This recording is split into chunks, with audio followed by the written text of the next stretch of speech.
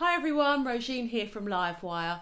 I'm going to show you some quick and easy warm-ups to get you going before we start singing. The first one, we are just going to count to 8 and back again like this. 1, 2, 3, 4, 5, 6, 7, 8, 7, 6, 5, 4, 3, 2, 1. Let's do that together. Here we go. 1, 2, 3, 4, 5, 6, 7, 8, 7, 6, 5, 4, 3, 2, 1. Great.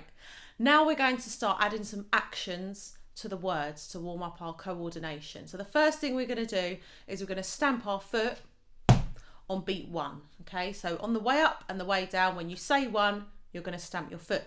Let's try it together. Here we go.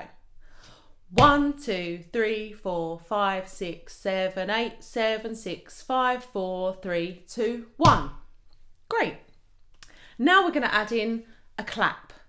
We're going to add that clap on beat 3, and we've still got the stamping. So we're going to stamp on 1, clap on 3 on the way up and the way down. Here we go. Ready? 1, 2, 3, 4, 5, 6, 7, 8, 7, 6, 5, 4, 3, 2, 1. Did you get it? Okay, we're going to add in a click now. If you can't click, don't worry, just do the action. Okay, so we're going to add a click in, and we'll add that on beat 5 this time. So we've got the stamp on 1, clap on 3, and the click on 5. Here we go. Good luck. 1, 2, 3, 4, 5, 6, 7, 8, 7, 6, 5, 4, 3, 2, 1. Great. It is getting a bit tricky now, so if you didn't get that, you can always pause the video and have another go. But let's add in one more action.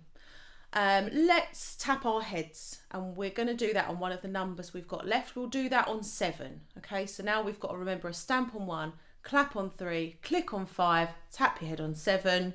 Here we go. Ready? 1, 2, 3, 4, 5, 6, 7, 8, 7, 6, 5, 4, 3, 2, 1. Did you manage it?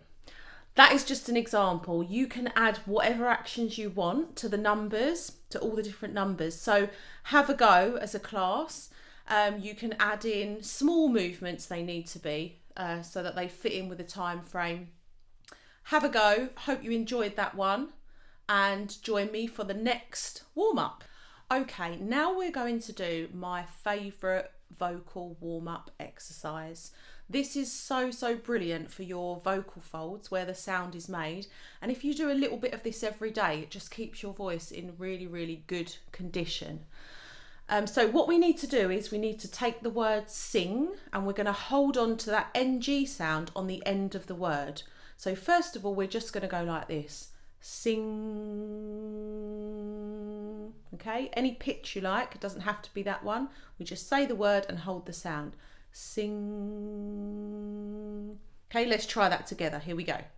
Sing. Good. That is as simple as that. And then what we do is we start to take that little ng sound and we slide it up and down what we call our range, which is just how high and low our voice can go. Again, there's no right or wrong. You can do this at your own pace in your own time. But if we start with some little slides and get a little bit bigger each time, it will sound something like this. Sing.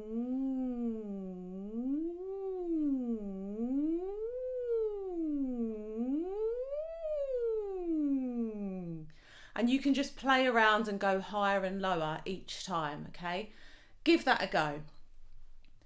Sing.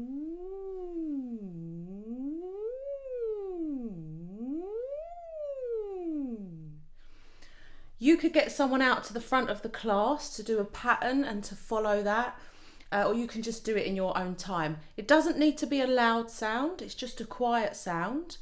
And then we can also check that we're doing it correctly. And the way that we do that is mid-siren, we're going to hold our nose, okay? So we're going to start sirening. When I show you, we're going to hold our nose and we're just going to see what happens to the sound. Okay, so we start sirening. Sing. And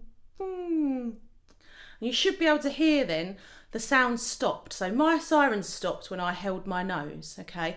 And that's how we can tell that we're doing the siren correctly. So let's give that a go together. We're going to start sirening first. When I show you, we're just going to hold our noses and see if the sound stops, okay? Here we go. Sing.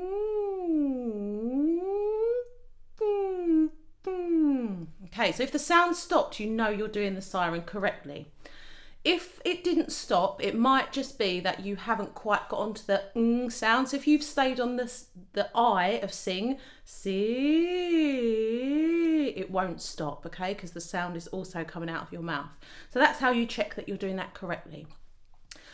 There's some other ways you can play around with your sirens. You can imagine that you're writing your name with a sparkler, if anyone's ever done that before, or if you haven't, now's your chance to give it a go with your imagination. We just write our names with a sparkler and we're just going to follow the shape of it with the siren, okay? So for example, if I did my name, I'd go like this. Sing.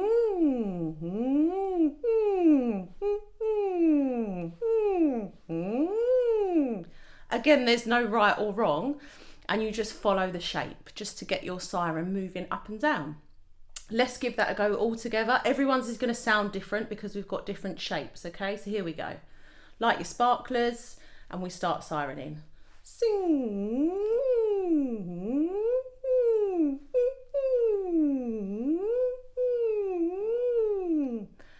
Lovely. Now, we also have a way that we can experiment with our siren going up as high as we can, okay? And this is where we imagine we are riding a motorbike, okay?